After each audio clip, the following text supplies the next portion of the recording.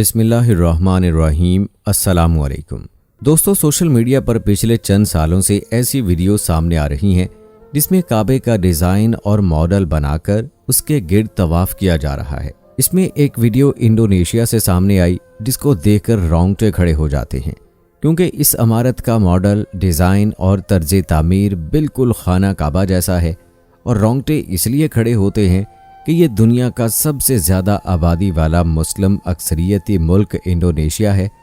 अगर यहाँ ये हाल है तो दूसरे मुस्लिम ममालिक में भी ऐसा होना नामुमकिन नहीं। इंडोनेशिया में लोगों ने इस इमारत के साथ साथ इसमें हूबहू मकाम इब्राहीम और हजर अस्वद भी बना लिया है।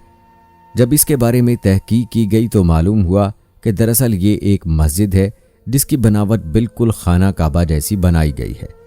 लेकिन आपको बताते चलें कि खाना काबा जैसी हूबहू नकल करके इमारत बनाना नाजायज़ और हराम है, क्योंकि इससे गुमराही और जहालत में इजाफा होता है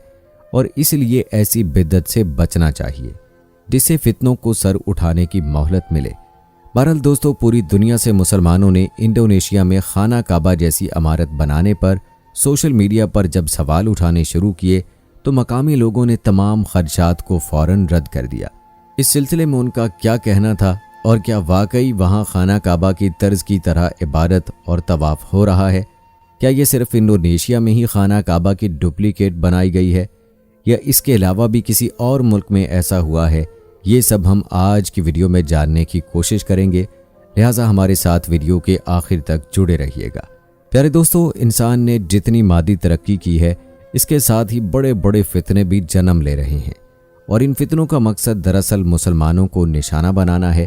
और इससे बड़ी बदकिस्मती और क्या होगी कि मुसलमान दीन से दूरी की वजह से बाआसानी इन बिदात का शिकार हो रहे हैं। रसूल अल्लाह सल्लल्लाहु अलैहि वसल्लम ने खाना काबा से बुतों, शिर्क और बुत परस्ती का खात्मा करने के बाद जिस दीन की कामयाबी का ऐलान किया था, आज 1400 साल के बाद खुद को मुसलमान कहने वाले अब अपने अपने काबा तामीर करके वहाँ इबादत और उसका तवाफ़ करने में मशगूल हैं। और ये बिदअत इंडोनेशिया में देखने को तब मिली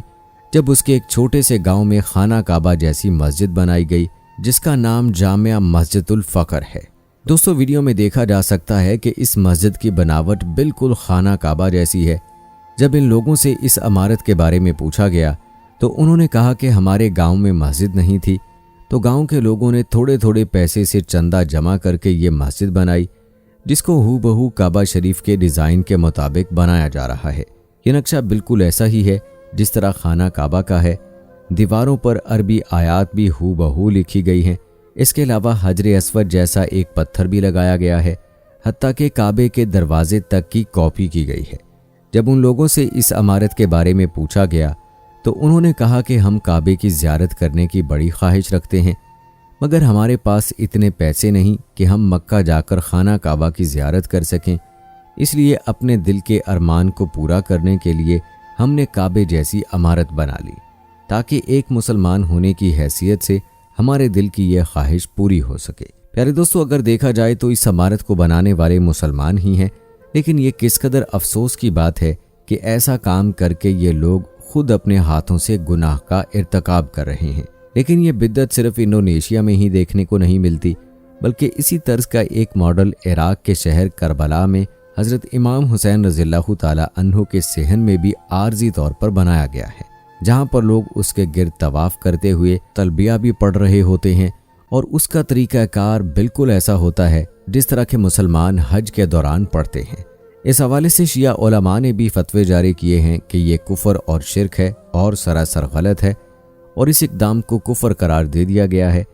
इसके अलावा पाकिस्तान और इंडिया में भी खाना काबा और रोज़ा रसूल के मॉडल की इमारतें बनाई गई हैं। इंडिया में यूपी के अंदर मगरपुर में एक बाबा का दरबार है जिनका नाम जिंदा शाह है और उसी दरबार के अंदर खाना काबा की इमारत को बनाया गया है और यहाँ पर लोग बाकायदा हाज़िरी देते हैं और तवाफ़ करते नज़र आते हैं। अब उसको जहालत और शिरक के अलावा और क्या नाम दिया जा सकता है?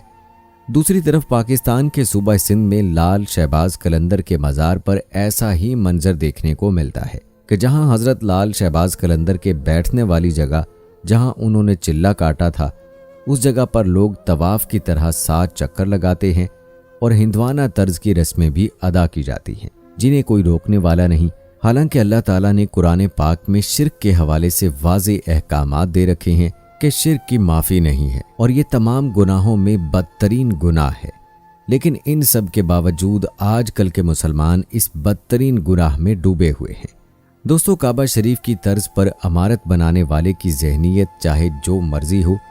لیکن حقیقت یہی ہے کہ خانہ کعبہ کی طرز کی عمارتیں بنانا نہ صرف حرام ہے بلکہ ناجائز بھی ہے، کیونکہ اس طرح کی حرکت سے بت پرستی اور شرک وجود میں آتا ہے، اور آنے والی نسلیں اس کی پیروی اس لیے بھی کرنا شروع کر دیتی ہیں کہ یہ کام ہمارے بزرگوں نے کیا ہے تو ہمارے لیے بھی ایسا کرنا جائز ہے، لہٰذا وہ بھی اس طرح خانہ کعبہ جیسی عمارتیں بنا کر طواف کریں گے، اور پھر ہر مسلم ملک کے شہر، گاؤں اور قصبوں میں اپنا اپنا خانہ کعبہ ہوگا، جو کہ بدعت ہے، کیونکہ کعبہ امت میں اتحاد پیدا کرنے کی علامت ہے، اور اگر مسلمان کعبہ شریف کے ڈپلیکیٹ بنا کر اس کی عبادت کرنا شروع کر دیں گے تو امت کا اتحاد بکھر کر رہ جائے گا، اور دوسرا مسلمانوں میں فرقہ واریت کو فروغ ملے گا۔ اس لیے یہاں تمام علماء کرام کو اپنا اپنا کردار ادا کرنا چاہیے، اور جہاں کہیں بھی اس طرح کی بدعت دیکھیں اسے فوراً روکیں اور مسلمانوں کو بتائیں کہ دین اسلام کا مقدس ترین مقام صرف اور صرف سعودی عرب میں وادی حجاز میں واقع ہے، جو کہ خانہ کعبہ کے نام سے جانا جاتا ہے، اور روزانہ ہزاروں افراد 24 گھنٹے خانہ کعبہ کا طواف کرتے ہیں، اور کروڑوں مسلمان اس مقدس مقام کو اپنا قبلہ تسلیم کرتے ہوئے اس کی جانب رخ کر کے 5 وقت کی نماز ادا کرتے ہیں، اور یہ اسلام کی آمد سے پہلے بھی عربوں کے لیے مقدس تھا۔ دوستو، خانہ کعبہ جسے بیت اللہ بھی کہتے ہیں، عبادت کی غرض سے بننے والا پہلا گھر تھا، جسے حضرت آدم علیہ السلام نے تعمیر کیا۔ پھر جب حضرت ابراہیم علیہ السلام نے اپنے بیٹے حضرت اسماعیل علیہ السلام کے ساتھ مکہ کی طرف ہجرت کی تو ان کے ساتھ مل کر دوبارہ سے خانہ کعبہ کی تعمیر شروع کی، اور یوں خانہ کعبہ حضرت ابراہیم علیہ السلام کی تعمیر کردہ شکل میں کافی عرصے تک موجود رہا، اور پھر اس کے بعد اس کی دوبارہ تعمیر کی گئی۔ پھر اس کے بعد قبیلہ جرہم نے دوبارہ سے اس کی تعمیر از سر نو کی۔ ہجرت سے 2 صدیاں قبل حضرت محمد صلی اللہ علیہ وآلہ وسلم کے اجداد میں سے قصہ بن کلاب نے دوبارہ سے خانہ کعبہ کی تعمیر کی۔ حضرت محمد صلی اللہ علیہ وآلہ وسلم کی پیدائش سے 5 سال قبل سیلاب کی وجہ سے خانہ کعبہ کی عمارت کو شدید نقصان پہنچا، تو عرب قبائل نے کعبہ کی تعمیر سے متعلق امور آپس میں تقسیم کر لیے، لیکن جب حجر اسود کو نصب کرنے کا وقت آیا تو ان کے درمیان اختلافات بڑھے کہ نوبت جھگڑے تک پہنچ گئی، کیونکہ ہر قبیلے کی یہ خواہش تھی کہ حجر اسود کو وہ لگائے۔ چنانچہ حضرت محمد صلی اللہ علیہ وآلہ وسلم نے اس جھگڑے کا فیصلہ اس طرح کیا کہ ایک چادر منگوائی، اس میں حجر اسود کو رکھا، اور تمام قبائل کو یہ حکم دیا کہ چادر کو سب مل کر اٹھائیں، اور جب حجر اسود کو خانہ کعبہ کے قریب لایا گیا تو حضرت محمد صلی اللہ علیہ وآلہ وسلم نے حجر اسود کو خود اٹھا کر خانہ کعبہ کی دیوار میں نصب کیا۔ تو دوستو، یہ تھی ہماری آج کی ویڈیو۔ امید کرتے ہیں کہ ہماری آج کی یہ ویڈیو آپ سب کو ضرور پسند آئی ہوگی۔ ویڈیو پسند آنے کی صورت میں اسے لائک اور شیئر ضرور کیجیے گا۔ کمنٹس میں اپنی رائے کا اظہار بھی لازمی کیجیے گا۔ جانے سے پہلے کنفرم ضرور کر لیں کہ آپ نے ہمارا چینل سبسکرائب کیا ہے یا نہیں۔ ملتے ہیں اگلی ویڈیو میں، تب تک کے لیے مجھے اجازت دیں۔ فی امان اللہ۔